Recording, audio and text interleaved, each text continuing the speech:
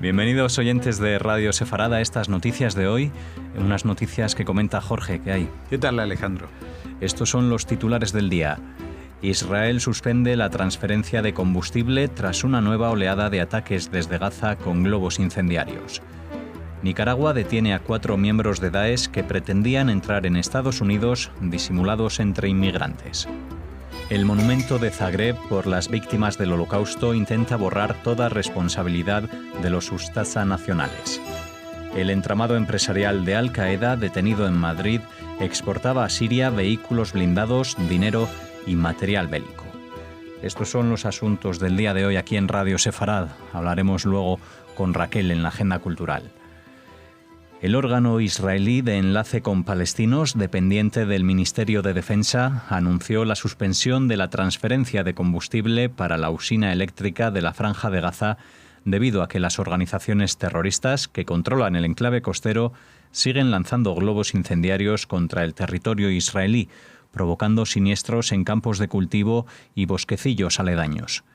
Este martes se registraron 15 incendios provocados por globos incendiarios en los consejos regionales Eshkol y Sha'ar HaNegev. En el Consejo Regional Sdot Negev, un racimo de globos incendiarios cayó en un parvulario que estaba casualmente cerrado. No se registraron heridos ni daños materiales. El jefe del Consejo Regional donde cayó señaló: un globo incendiario en un jardín de infantes es como un misil. No se puede seguir así y callarnos. Sí, la verdad es que la situación, no sé qué salida puede tener, porque estamos hablando de estos mismos días donde pues se han reunido países y empresarios para que intentan aportar 50.000 millones de dólares para que los palestinos vivan mejor. Y la pregunta es, ¿qué van a hacer si realmente recibieran? Bueno, luego explicaremos de las cantidades, porque igual no los 50.000 millones van todos para los palestinos, sino también para algunos países de la zona. Pero aunque fuera la mitad de todo eso, es muchísimo dinero. La pregunta es, ¿qué van a hacer con eso? Es decir, y con mucho menos dinero, pues lo que están haciendo es, en vez de utilizar el combustible para las pocas horas de electricidad que tienen, lo utilizan para fabricar explosivos, botellas, lo que aquí se conocen como cócteles molotovs, que penden de globos incendiarios que lanzan a través de la frontera. Algunos caen, y vamos a poner comillas, afortunadamente en un bosque, quemando a la fauna local y a los árboles, que ya me dirás tú qué tiene que ver eso con las reivindicaciones de ningún tipo en ninguna sociedad. Y otras van a parar a la zona donde tendrían que estar en ese momento jugando niños de menos de 5 años de edad, y que por la suerte, la casualidad o las personas que sean religiosas seguramente verán en esto una intervención divina. En ese momento no había nadie. Entonces imagínate lo que es que tú tienes a tus hijos, un hijo, hija, lo que sea, jugando en el patio tranquilamente entre ellos, correteando en una zona de acción infantil que está a salvo del tráfico y de todo eso, y que de pronto del cielo les cae unos globos que encienden fuego en todas partes. Ahí están los niños solos ¿para qué? Para no solamente para morir o quedarse heridos, sino para traumatizarse para toda la vida. Ese es el objetivo, porque ya me dirán qué es lo que consigue Hamas o Yihad Islámica con esto. Absolutamente nada, solamente demostrar que son grupos humanos, por darles alguna definición biológica, que cuyo único objetivo es matar y causar daño y sufrimiento. Otros, no sé cómo pueden encontrar detrás de esto algún objetivo político, reivindicativo, nacional, lucha, respeto por las religiones, lo que sea. Para mí no hay ninguna forma de justificar un proceder que es, digno de los nazis. El ejército de Nicaragua capturó a 2 ciudadanos egipcios y 2 iraquíes señalados como presuntos miembros del grupo terrorista Daesh, perseguidos por países vecinos ante la posibilidad de que ingresaran en Estados Unidos. Estos ingresaron de manera ilegal procedentes desde Costa Rica por un paso fronterizo no habilitado. En los interrogatorios mostraron permisos de ingreso y permanencia transitoria para atención de migrantes emitidos por Costa Rica. Tanto las autoridades de ese país como de México habían advertido de la posible presencia de estos terroristas en Nicaragua, al igual que Estados Unidos. En realidad, la primera advertencia, según tengo entendido, llegó a Panamá, pero donde primero se registró el paso fue en Costa Rica. Una vez que fueron descubiertos, pues intentaron pasar a Nicaragua, pero ya estaban sobre aviso también México. ¿Qué es lo que pretendían? Estos son terroristas de Daesh, de estos que conocemos de toda la vida, que van a hacerse explotar, a disparar, a sacar cuchillos, a atropellar gente, a causar muertes, etcétera. ¿Qué es lo que iban a hacer? Pues integrarse en estas olas migratorias ilegales que están intentando atravesar México para llegar a la frontera con Estados Unidos y que en todos los telediarios del mundo son recogidos como seres humanos con auténticas desgracias en sus países de origen, pero ya vemos cómo los grupos terroristas están aprovechando esta misma infraestructura, por llamarlo de alguna manera, para colar entre ellos a terroristas que van a pasar a Estados Unidos, con lo cual, ¿qué quieres que te diga? Yo entiendo de que igual lo de construir un muro de 6 o de 10 metros de altura resulta grotesco, aparte de que inútil con una frontera tan larga como la que tiene Estados Unidos. Pero que Estados Unidos tiene que hacer algo ante ese tipo de inmigración incontrolada, está claro, porque los que están viniendo, junto con la gente que lo necesita y que supongo yo que existen mecanismos legales para entrar en los Estados Unidos de otra manera, es decir, incluso siendo un pobre, pero yendo al consulado de Estados Unidos y diciendo yo quiero ir a vivir a Estados Unidos, pues yo creo que existen más posibilidades que te dejen entrar y en todo caso Estados Unidos tiene derecho a ejercer esa selección y no que cualquiera venga con la intención que quiera a los Estados Unidos. Hay mucha gente que le llama la atención que cuando uno desembarca en algún aeropuerto de ese país tiene que firmar una declaración que no tiene la intención de matar al presidente de los Estados Unidos. Parece algo ridículo, ¿no? Pero aquí lo que se está hablando es no al presidente de los Estados Unidos. ¿Tiene usted la intención de matar a civiles inocentes en Estados Unidos? No me vale su firma, porque si la firma un terrorista de Daesh, la tinta vale mucho menos que su sangre. El Congreso Judío Mundial se une a la comunidad judía de Croacia para denunciar la decisión de la Asamblea de la ciudad de Zagreb de erigir un monumento a los 6 millones de víctimas judías del Holocausto, ignorando deliberadamente el papel activo asumido por el Estado croata bajo el régimen de Ustaša en la perpetración de estos crímenes durante la Segunda Guerra Mundial. El presidente del Congreso Judío Mundial destacó que si bien siempre hay un enorme valor en honrar a todas las víctimas del Holocausto, el nuevo monumento de la ciudad de Zagreb es una distorsión del registro histórico y un insulto a la memoria de los hombres, mujeres y niños que murieron en las manos del régimen de Ustaša y su líder, Ante Pavelić. Las autoridades croatas están una vez más haciendo todos los esfuerzos posibles para ocultar sus propios crímenes monstruosos, dando la falsa impresión de que solo la Alemania nazi fue responsable de los horrores del Holocausto. Además de conmemorar públicamente a las víctimas de la guerra de Hitler contra los judíos, Croacia también debería rendir un homenaje específico a las víctimas del régimen de Ustaša, dijo mientras pedía a la Asamblea de la ciudad de Zagreb que deseche sus planes para este memorial y comience nuevamente desde cero, esta vez en total coordinación con la comunidad judía local. Sí, ya lo hemos visto hace, creo que un par de años pasó en Hungría, cuando hicieron también una estatua, un monumento en homenaje a las víctimas del Holocausto, que de alguna manera blanqueaba los propios horrores del régimen que estaba al frente de Hungría en la época de los nazis, que era colaboracionista de los nazis. Esto ha pasado con muchos países. Los croatas eran de los más crueles entre los capos de los campos de concentración a los que se afiliaban voluntariamente para actuar bajo el régimen mientras gobernaba Ante Pavelić. Pero es que si miramos, vemos que, bueno, en su momento dijimos, en Hungría, como está Víctor Orbán, como es un gobierno de ultraderecha, así calificado, o por lo menos de muy derecha, pues alguien puede decir, es lógico que oculten su pasado nazi, vale.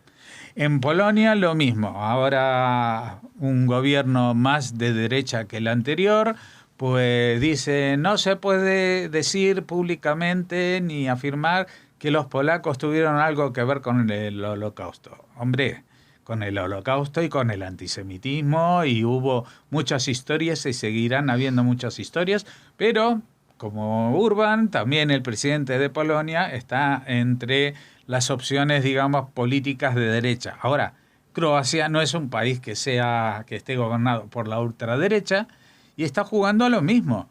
Y lo mismo va a pasar en todos los países que han sido colaboracionistas. Y es que no han sido víctimas del nazismo. Casi todos los países que terminaron siendo ocupados por los nazis contaban con colaboracionistas dentro de su propia estructura. Algunos fueron verdaderas víctimas. Por ejemplo, Checoslovaquia, pues los ingleses se la regalaron a Hitler porque pensaban que, como era un personaje tan agresivo, lo mejor para calmar a las fieras es darle más carne cruda, ¿no? Pero la cosa no funcionó por ese lado. En Polonia también parecía que los nazis se iban a conformar, y para eso hicieron un pacto supuestamente secreto, porque ya todo el mundo lo conoce, el de Ribbentrop-Molotov, y se dividieron el país entre Rusia y la Alemania nazi.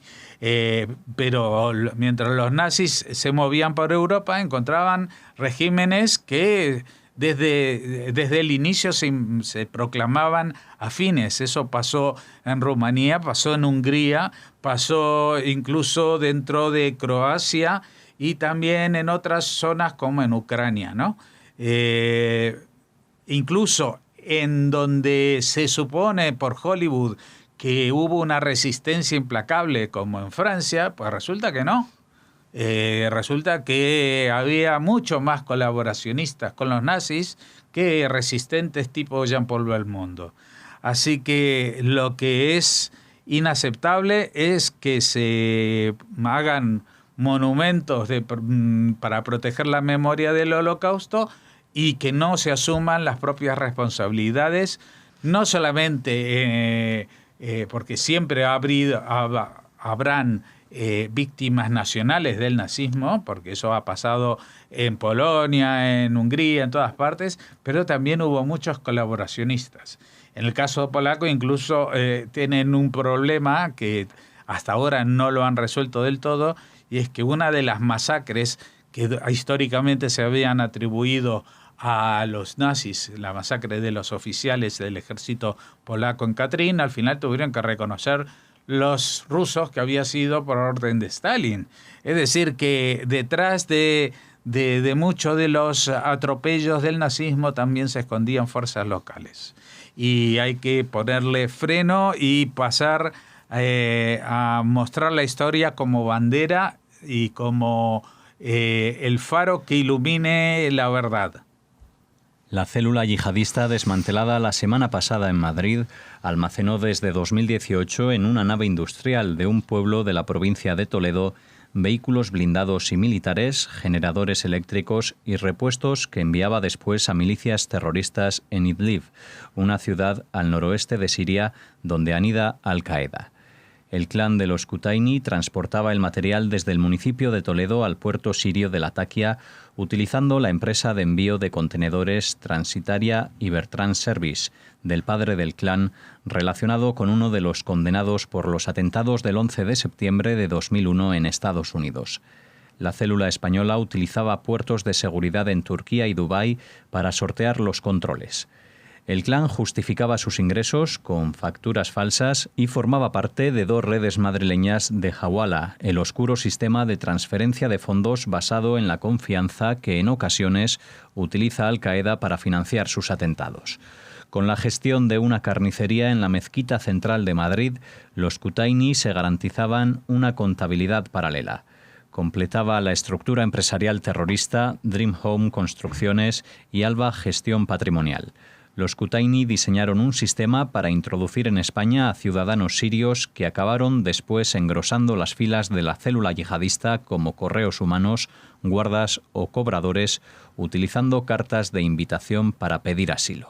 Bueno, esta noticia ya es la tercera vez que la traemos aquí porque por tercer día consecutivo o no consecutivo, pues lo que se está desglosando de esta detención de esta célula que fue la semana pasada, cada vez nos deja con la boca más abierta. Al principio era una carnicería de la mezquita de Madrid, lo que ya nos pareció un escándalo, que de alguna manera financiaba a Al-Qaeda. Después nos dijeron que había una nave donde había compraventa de camiones que también participaba en el engranaje. Pero ahora resulta que estos Kutaini tenían incluso almacenados vehículos blindados y militares. ¿A quién les compraban vehículos? ¿Dónde se puede comprar vehículos blindados militares para después enviarlos a Siria a través de puertos turcos? Pues ya me dirán cómo se transportan vehículos militares si no pertenecen, por ejemplo, al ejército español. O que esto todavía es la punta del iceberg y veremos cómo detrás de todo este entramado terrorista también está implicada gente del propio ejército que robaba elementos del ejército español o de la OTAN o vete a saber de quién para suministrar a las fuerzas de Al-Qaeda. Estamos ante una situación de una estructura terrorista que ni en las mayores producciones de Hollywood se podrían imaginar. Y está aquí, en un pueblito de Toledo, en la mezquita de la M30, tu vecino, tal. Y fíjate tú cómo, aparte, estos estaban vinculados, tenían un pariente que era de los condenados del atentado del 11 de septiembre de Estados Unidos. Utilizaban puertos de seguridad para desviar el albarán desde donde venía hasta donde llegaba. Fíjate los nombres de Turquía y Dubái. Y sabes que me recuerda que hemos hablado de Turquía y de Dubái también cuando hace unos días hablábamos del escándalo del oro, de los dientes de los asesinados en los campos de concentración nazis, que luego se llevaban desde Venezuela a fundir y refundir en Uganda y que luego eso se blanqueaba a través de ¿quién? Turquía y Dubái, para que llegara a manos de ¿quién?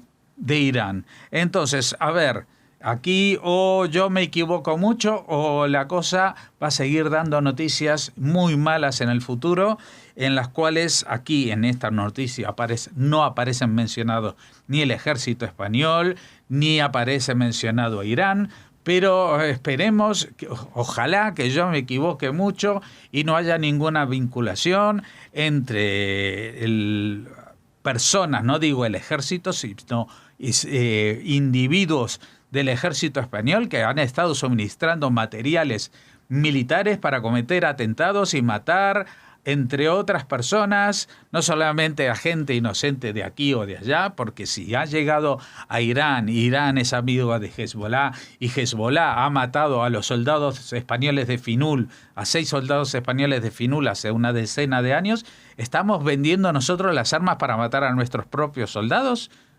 ¿En dónde vivimos? ¿En qué vivimos? ¿Y qué es lo que está pasando? Pues yo necesito unas vacaciones, Alejandro. Lo siento mucho, voy a despedirme de los oyentes, no solamente con el Shabbat Shalom que acostumbro a hacer, sino que con 3 semanas para relajarme la cabeza y esperar que a la vuelta vea menos fantasmas de los que se me aparecen todas las noches. Bueno, pues hasta entonces que las disfrutes. Nosotros continuamos aquí en las noticias, en la agenda cultural, después de esta breve pausa.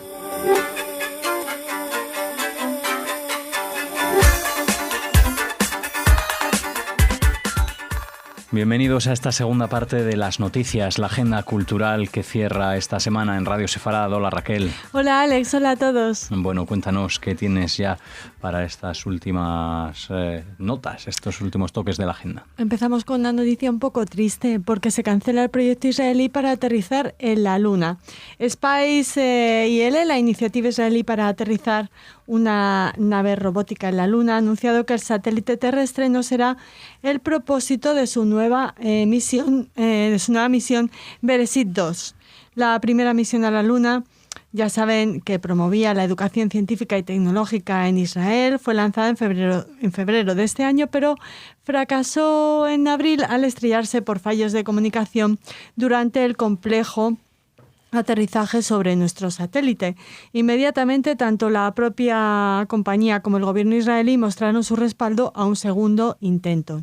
En un comunicado recientemente difundido, se destacan los hitos de aquella misión, la nave espacial con presupuesto más bajo y de capital privado que logra alejarse tanto de la Tierra y acceder a la órbita lunar, y sin embargo agregan que un nuevo viaje de las mismas características no conllevaría tareas innovadoras y que se busca otro desafío significativo para la segunda misión, Bereshit 2, que aún está por anunciar oficialmente. Bueno, seguramente que ahora no es el momento, pero llegará esa... Y se lo contaremos en redes. Esa inspección a la Luna, que llegue y aterrice de forma suave. Sí, bueno, o algún otro objetivo, no sé. Bueno, se plantea. La Luna seguramente sea un sitio interesante al que alunizar. Continuamos, nos vamos a la mitad de esta agenda y lo hacemos, no sé si en Madrid. No, nos vamos a Holanda, Alex, bueno, porque... pues mejor, así dejamos el calor a un lado. Pero para hablar de una noticia, que nos habla de justicia con las víctimas de la Shoah y sus herederos, y que nos llega desde los ferrocarriles neerlandeses, que, como saben, pues colaboraron con la deportación de los judíos holandeses, de los judíos que se habían refugiado en Holanda huyendo de Alemania, de Polonia, y también de personas pertenecientes a las etnias roma y sintia, gitanos.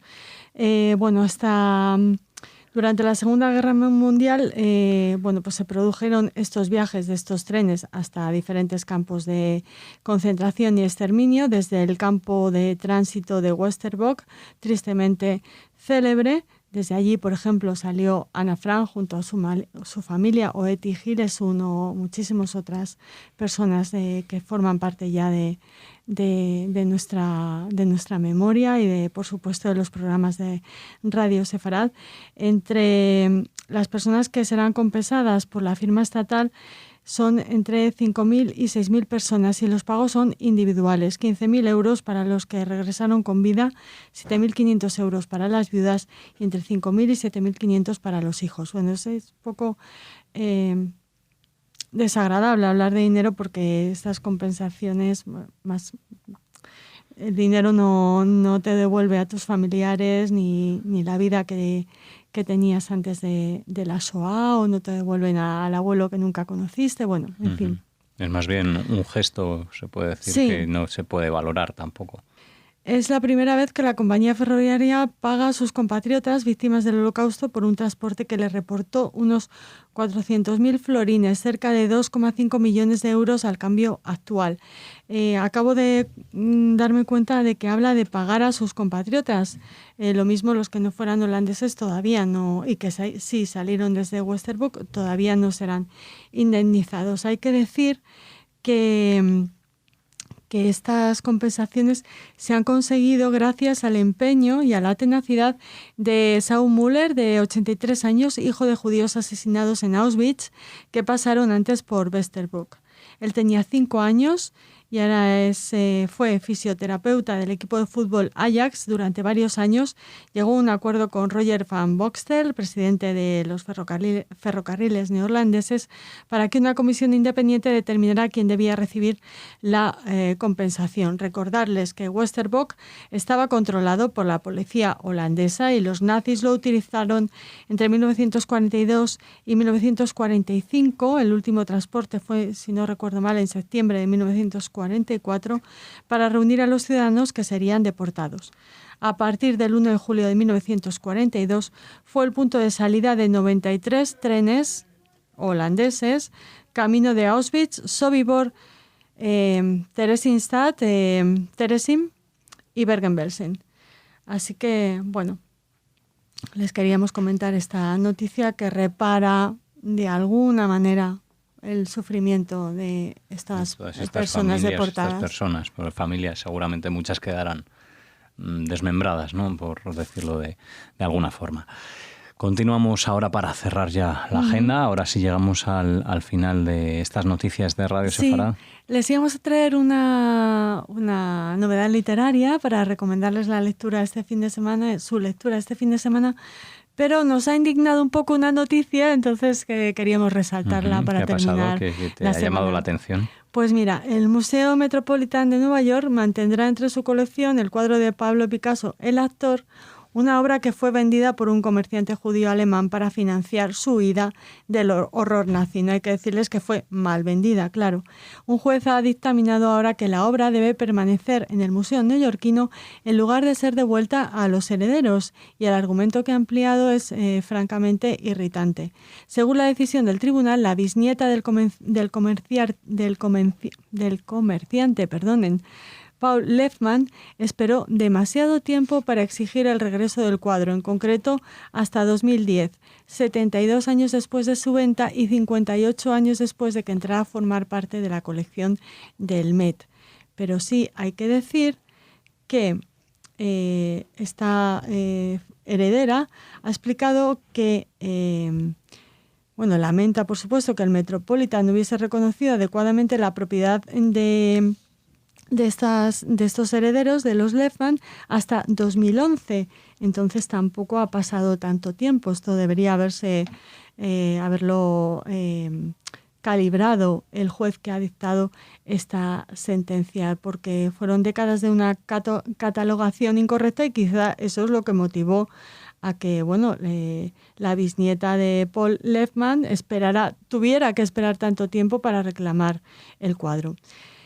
El juez reconoce que la Ley de Recuperación del Arte Expropiado del Holocausto de 2016 y otras medidas recientes respetan la necesidad de proporcionar alguna medida de justicia, aunque sea incompleta, a las víctimas de la brutalidad nazi y sus herederos, pero considera que sería injusto que el Metropolitan renunciara a este Picasso, dado el retraso irrazonable en exigir su regreso.